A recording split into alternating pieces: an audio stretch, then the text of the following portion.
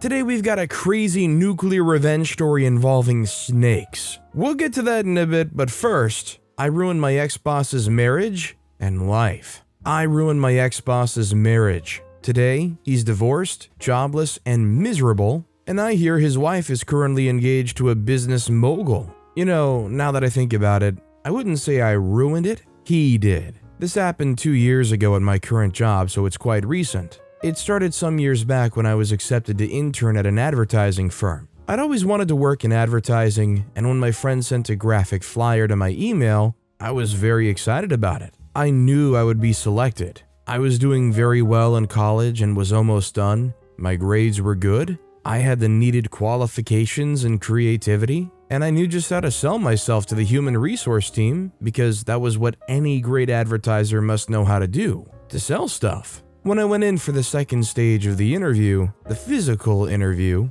the person who I found out later was the head of human resources was very impressed with my outfit. Something about your outfit is unique and beautiful. Can you tell me why you chose to wear this? He asked me. I replied to his question, and as I'd been taught, told a short story while at it. He smiled, and that was when I knew that he was impressed with me. After the interview, one of the interviewers stood and clapped. I was so excited. That is easily one of the highlights of my career till this date. I knew that they would like me, but I didn't expect them to be that impressed with me. I thanked them, and they of course asked me to look forward to their response. For a full week, I waited for an email from them. I was very frustrated at some point because it just was not coming, and I wasn't sure about sending them a reminder. On a Friday afternoon, I checked my computer and saw that I'd been offered a spot as an intern. I was happy, not just because I was going to be learning the ropes of my dream job, but because it was a paid internship and it paid well. My mom was very happy for me. The morning of my first day at work, she sent flowers to the apartment I shared with my friends, some chocolate, and homemade cookies for my coworkers. My mom believed it was important to make a good, strong first impression, and what was a better way to make a strong impression than to have my new coworkers enjoy my mom's nicely baked cookies. I resumed work very happily. I was even happier to meet my coworkers. The team I was in was a team of 7, including the team leader. There were 2 interns, myself included, 3 permanent staff, the assistant team leader, and the team leader. I offered them my cookies and they took them and thanked me. The work environment looked good and they weren't all dressed in conventional office clothing. It was just the right environment for me. They also seemed like nice people. Everything was going great until it was not. The assistant team leader took an interest in me. He would help me through my tasks, encourage me to ask him questions, always offered to help, and sometimes would even buy me lunch. I was grateful for his help. I even told my friends and roommates about it. One of my friends was skeptical though. I think it's strange that he's buying you lunch though. I just don't trust that he has no other motives. I rolled my eyes at her. It wasn't unusual for my friend to be that skeptical. Perhaps if my other friend had said that, I'd have considered it, but this friend was too jaded with life and uninterested in seeing the positive sides to anything. So I just dismissed her concerns. He's just being a kind person. Plus, if he has other motives, then it's probably to make me give him a good review so he can be the next team leader. I heard that the team leader may be leaving soon. She shrugged. Maybe just stop accepting gifts from him. You don't want him to wake up someday and accuse you of leading you on, she warned. My other friend was irritated by my pessimistic friend. How are we friends with this person, she asked. Look, yes, sometimes people do stuff with hopes that they'd get something out of it, but he may just be trying to be nice. How about we just appreciate his good deeds and give him the benefit of the doubt, she said. Well, we can't say that he has bad intentions until he actually does something, I added. My pessimistic friend shrugged and ignored us. Just the week after that conversation happened, the assistant team leader showed that he was being nice for a reason. It was after close, and I decided to stay back and finish a copywriting task my team leader assigned to me. I could have finished it at home, I wish I did, but my friend who was studying to be a clinical psychologist at the time had told us that the best way to make your home more relaxing was to keep work at work. I was at my desk working at the computer when I felt some hair on my neck. I had short hair at the time, so my neck was bare. I turned back in fear and saw my boss. He was standing so close to me that the hairs that touched my neck were his beard. I have a feeling that he was getting a whiff of my perfume when his beard touched me. He stood so close that when I turned around, our faces almost touched. I was alarmed. He smiled at me, but it wasn't the usual smile I'd seen him wearing. It was a mischievous grin. "Why are you still here?" he asked me. "I had a task to finish," I replied, hoping he would take 5 steps back. I was too shocked to do anything, to tell him to move back a bit, and to this day I feel bad about not telling him off. Before I could turn back to continue working, he pulled me by the neck and pressed his lips on mine. I was terrified. I quickly pushed him away and spat out. He smiled again, the mischievous smile. "Come on, are you teasing me?" "What was that?" I asked angrily. His countenance changed. He looked confused.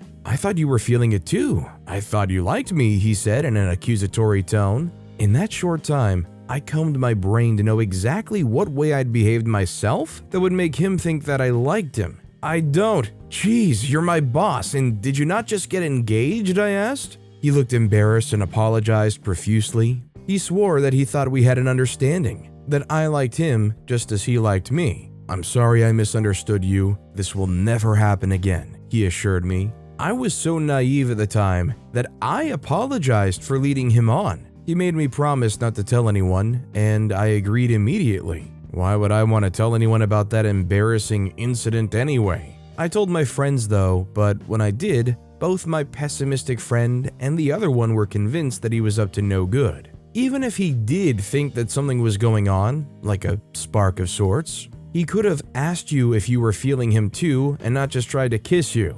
"That is strange," the other one said. "Why is he even trying to have a spark of any kind? He's your boss and you're just an intern at work. Shouldn't interns be a sort of romantic no-go area?" I was confused, but since my boss had apologized and promised that it would never repeat itself, I didn't bother too much about it, nor did I try to tell anyone, not even my team leader at the time, who was a very understanding middle-aged woman. I wish I did though. Perhaps if I'd reported him to someone, he wouldn't have been able to cause me a setback as he did. When I resumed work after that weekend, I noticed that my boss was unusually cold toward me. He didn't greet me with a smile as usual or speak to me at all. I took it that he was simply too embarrassed about what had happened and simply went about my day. That week, I noticed that he would try to pick on me at meetings. He gave me heavier tasks and tighter deadlines too. I had to ask him what was going on. When I did, he looked at me like I had unicorn horns on my head. "What are you talking about?" he asked me. "It just feels like you're punishing me," I told him. He said, "Listen, this is a workplace. If you're not ready to work, you may as well quit. You don't expect me to treat you specially from the other intern because I had feelings for you, do you?" I opened my mouth, but nothing came out of it. "Oh, well, I'm sorry. I asked you out and you declined, and I respect that. I would rather not visit the topic again." "How cunning," my friend exclaimed when I told her. "Honey, you have a manipulative, terrible person on your hands." I sighed. I knew I did at that point. There was just something cold and calculative about his eyes when he spoke. The next Monday, my team leader invited us to her office for a brief meeting. "I'm worried about you," she said to me before bringing the meeting to a close. "When you first resumed work here, you were quite productive, but you slept on your tasks last week and didn't even finish the one assigned to you on Thursday." She paused. "What's going on?" The assistant team leader chuckled. "Perhaps she's become too comfortable here and doesn't think she has to impress anyone." He said it casually as though it was a joke, but a serious one. The team leader was not humored though. "I hope that's not what this is," my team leader said sternly. "I'm afraid you have to impress us if you intend to keep a job here, or even get a good recommendation." I was hurt by what she said, but I thanked her and she dismissed the meeting. As we went out of her office, I noticed a smirk on his face. It was deliberate. He was out to sabotage me. All through that week, my tasks were deeply scrutinized, and he complained about the littlest thing. I was frustrated, and it started to affect my behavior at work. I walked around on eggshells and was not as productive at work. The other intern in the team and I were talking one day when she admitted to me that she and the assistant team leader had hooked up in the office bathroom one evening. That made me realize that it was not that he liked me, he was just a sick pervert. One day, one of the staff was carrying a file to HR. but the team leader needed her, so she asked me to help. On my way to human resources, I took a look at the file and saw that intern review was boldly written on it. I decided to take a look at it. I snuck into the bathroom and read the reviews about me. Every member of the team had to write something. The assistant team leader, of course, gave a terrible review. It wasn't just that he gave a terrible review, he also worded it in such a crafty way. He was very selective with words to use to ensure that I was not retained at the firm. I braced myself and went to HR to drop the files. A week later, I was not retained by the firm, but the other intern was. The head of HR invited me to his office and offered me another internship spot in a different team. He said he believed that I could be useful to the firm, but maybe in a different team. I was hurt. The team I was in was where I fitted in the most, but it was either that or I left the firm totally. So I took another 8 months of internship. While that was going on, the assistant team leader got married. The team leader left and he became the new team leader. I was miserable, but I'd planned just how to get back at him. I got his home phone number from one of the ladies on the team I was in. She innocently gave it to me when I told her that I was going to have a cake delivered to his home for his wife's birthday party. I called his house that day and his wife picked up the phone. I said nothing and hung up. I did this for some days, but one day, when I called again, she asked, "Who are you?" I answered and introduced myself to her as her husband's coworker. I told her all that her husband had done. Surprisingly, she just said, "Okay, thank you," and hung up. At the time, the firm was on fire for a controversial advert they'd made for a brand. The press had a lot to say, and many clients were contemplating dropping the firm as their advertising agency due to the negative pressure from different quarters. I sent an email to an investigative journalist telling them about what my former boss had done. The journalist published it alongside an article about the controversial post, keeping me anonymous. The firm had to fire him. They couldn't help it even if they wanted to. They had to throw him out after their private investigation showed that he had made a habit of wooing naive junior staff and ghosting them later on. Some other interns who were not retained in the firm sent emails to the journalists telling them about their experiences with him. His wife refused to comment on the matter, and she replied with divorce papers. My former boss went from being a team leader in a top advertising firm to being jobless and separated from his wife, who had caught him cheating in the past and was tired of his constant infidelity. Not only did I get revenge, but I also helped many other girls get justice too. I've since requested HR to return to the team I was in, and it was approved. I've also been retained by the firm, and I look forward to being a team leader myself someday. I definitely think it's very brave what OP did here. For you to have to experience that and still be working in that company, praying that you don't get fired so you don't stunt your career growth. For you to go and share your story to a journalist for the intention of publishing it, whether you're anonymous or not, that's a big step, but it proved helpful for a lot of people. Our next story is, sister broke my new MacBook, so I put snakes in her bubble bath. The story I'm about to share happened a few weeks ago. Until now, I don't think a better revenge fantasy has ever been carried out. I mean, snakes in a bathtub? It's something I've always been thinking about because I'm a writer, and it's something I've always been trying to implement into one of my stories. I know talking about it like this might sound somewhat psychotic, but it's not, I assure you. All I'm saying is that I had a good plan, and I carried it out to perfection. And while I'm still grounded because of it, I'd say it brought the desired result, so a win is a win. Till today, I still don't know why my older sister Bree picks on me. Seriously, I have nothing that she would want. She's the more beautiful daughter, she has tons of friends, she's the assistant captain of the Glee Club, and her boyfriend looks like the younger version of Channing Tatum. The only thing I have going for me is my books and poems, which everybody else thinks are too dark. Anyways, for some reason, Bree doesn't like me, and instead of leaving me alone like most other people, she decided that it wasn't enough, and she kicked her bullying up a notch by breaking my new MacBook. Well, I retaliated, and it was good. But let's start with how I got the new laptop. A few months before Christmas, I decided to take my writing more seriously. Before that time, I'd only been writing poems and short stories for my amusement. But when I started my freshman year of high school, I started hanging out with a new circle of friends. We were talking about a literature assignment one time during lunch break, and they were all complaining that it was impossible to come up with a 7-line poem before the next class. I told them that it was pretty easy, which they didn't believe. After a round of argument, my friend Max decided to settle it with a bet. I was to make a poem with any topic of their choice, and if I could, I won.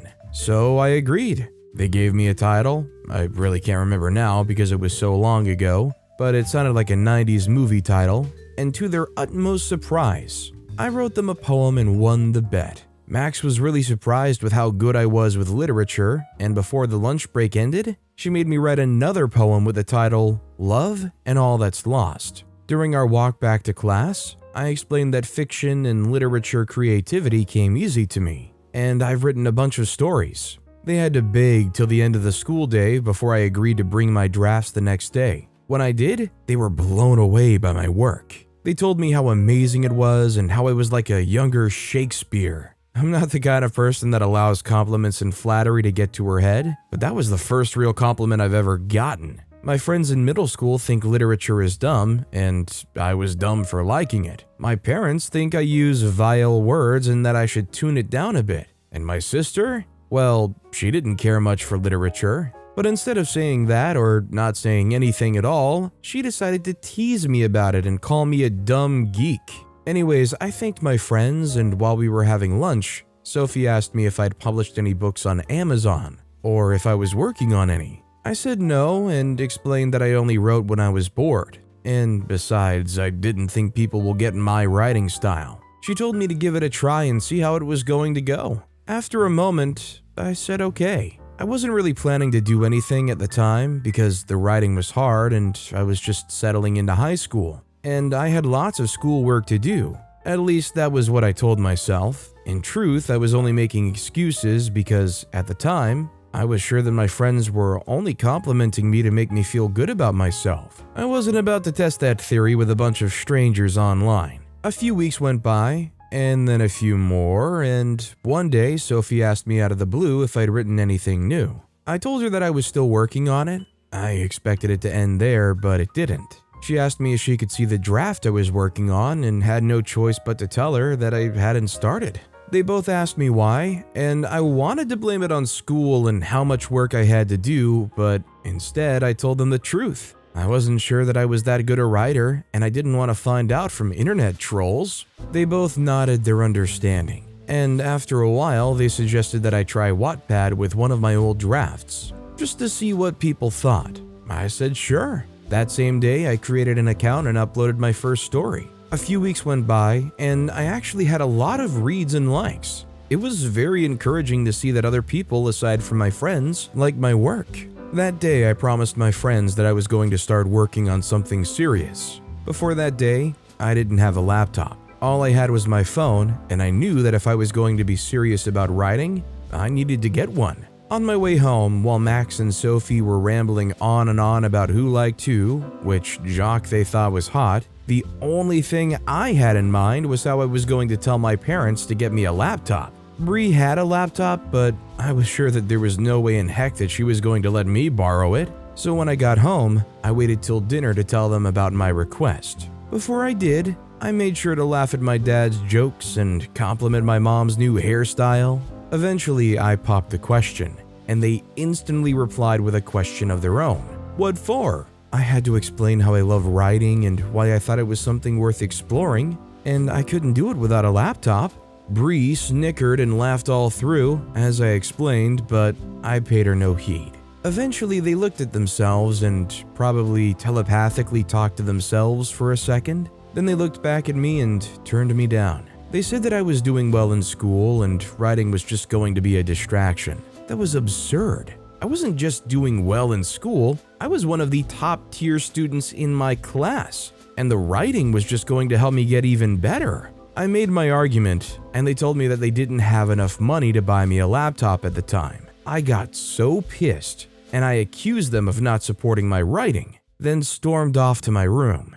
I decided that night that I wasn't going to rely on them. If I wanted something, I had to get it myself. So that next weekend, I went around my neighborhood and told people that I was starting a new dog walking business. I was going to help them walk their dogs 2 times a week. I got some new customers immediately because I was charging below the normal rate, and I started the business. While it was kind of tough from the onset because I didn't have a dog and I didn't know how to walk them, but I learned on the job. Another few weeks went by and I calculated all the money I'd made dog walking. It wasn't enough for the MacBook I wanted to buy. My friends added some of their money, but still it wasn't enough. It was December already, and because of the holidays, I wasn't getting dog walking gigs anymore. I had totally given up on the laptop, when on Christmas morning, my parents woke me up to check out my presents. I wasn't really feeling like it, but after a few minutes of nudging, I decided to go downstairs with them. They handed me my gift, and I started to unwrap it. My sleepy eyes blinked open when I saw the Apple logo, and I could not contain my surprise. My mouth fell off its hinges and I looked at my gift and then back to them. They apologized for not taking me seriously the first time, and because of how hard they saw me work, they decided to get me the laptop. I thanked them and immediately went to set it up. A few moments after I'd uploaded all my drafts to the laptop, Bree barged into my room, eyeing my laptop with so much jealousy in her eyes. Apparently, she had asked our parents to get her the new iPhone 14, but they told her to get her grades up first. But seriously, I can't see any reason why she would want the new iPhone 14. She got the 13 Pro Max not more than a few months ago. After that day, Bree, who had always been hostile to me, decided to be even more hostile to me. She would bump into me on purpose and yell at me for not watching where I was going. She would tease me for being a wannabe Nora Roberts. It got so bad to the extent that I started to doubt the fact that she was truly my sister. But all this wasn't that bad compared to what she did next. It was a Saturday afternoon, and I'd just finished my first draft for the story I wanted to put up on Amazon, and I was planning to send it to Sophie for review after I was done editing all the typos. Out of the blue, Bree stormed into my room and showed me her phone. The screen was broken, and she accused me of breaking it. Before I could defend myself, she grabbed hold of my laptop and stormed out of the room. I told her to stop and that I had nothing to do with her phone screen breaking. She said that she didn't believe me, because in her words, I've had it out for her ever since I got a new MacBook. That didn't make sense at all, and I pointed it out to her. What reason could I possibly have to break her phone? It just didn't sound right. But Bree wasn't listening. She continued to yell and gesticulate wildly when my laptop slipped off of her hand over the balcony and into the living room. The floor was made with tile and not carpet, so it snapped into two on impact. I felt my heart break with the laptop as I watched some of the keys fly off the board. The only thing I could think of at that moment was, crap, did I save my work? I turned to Bree and without a thought, I lunged for her, trying to beat my anger out of her. The bout lasted for a few minutes till Mom and Dad came out of their room to separate us. They grounded us both for fighting, even though I explained to them that she smashed my laptop. They couldn't take action because Bree also accused me of breaking her phone. I knew in my heart that Bree broke her phone by herself, and she just used it as an excuse to break my laptop, but I couldn't prove it. The next Monday, I got to school and explained what happened to my friends. They both agreed that she was jealous about my new laptop, and that was why she did what she did. Sophie asked me how I was planning to get back to writing, and I told her that I was working on it. I still had some of the money I'd saved up for the laptop the year before, and if I do a couple more dog walks, I was going to be fine. After that was settled, Max asked me how I was going to get my revenge. Till that moment, I wasn't really thinking about it, but when she mentioned it, the concept started to get interesting. I told her I didn't know because I wasn't planning anything, but Max was the master of all things pranks. So she started to give me a list of options. Eventually, she said something about snakes. That was when I remembered a short story I wrote about someone finding snakes in her bathtub. Bree likes to take bubble baths on Saturday evenings, and Max's brother Ilian had a pet snake. It was perfect. We all decided that we were going to have a sleepover that weekend at my place, and when she was distracted, Sophie or Max will slip the snake into the bathtub, giving her the scare of her life. That Saturday evening, they arrived as planned. Max was kinda pissed off because she had to promise her brother her lunch money for the week just to take his snake out for the night. After dinner, we headed up to the room pretending to do some normal slumber party stuff. We left the door open to see when Bree was gonna walk past to the toilet. Eventually she did, and we jumped into action. We waited till she prepared the bath, then Sophie barged into the bathroom asking her if she had a makeup set we could use. As expected, Bree said no and tried to send her away, but Sophie was adamant. She begged and pleaded till it became really annoying that Bree had no choice but to leave the bathroom to hand her a makeup set. That bought Max and me enough time to slip into the bathroom and dump the snake into the water. Bree walked back into the bathroom and we stood just outside the door to hear what was going to happen. It took close to 3 minutes before Bree realized that there was something in the water. And when she did, she screamed at the top of her voice that it sent our parents running up the stairs and into the bathroom. There Bree was, sitting in a corner of the bathroom, knees curled to her stomach. She was shaking so violently that it became impossible for me not to laugh. We wanted to deny having anything to do with the incident in the first place, but the laughter gave us away. I was grounded for a month. I have no regrets though. Seeing the look on Bree's face made it all worth it. This is definitely a crazy level of revenge, especially if OP's sister had like a severe phobia of snakes. But I couldn't help but feel concerned for the pet snake throughout this whole situation. Are they even able to comfortably be in water? They're in a bubble bath, there's a bunch of chemicals there too. And also, like, what if Bree freaked out and was like thrashing around and smacked it and like crushed the snake or something? Was the snake okay? I need to know. But with that being said, that's all the time we have for today. Now, if you want to hear another crazy revenge story, check out that video on the left. Or if you missed my latest video, check out that video on the right. That said, I'll see you all next time with some more stories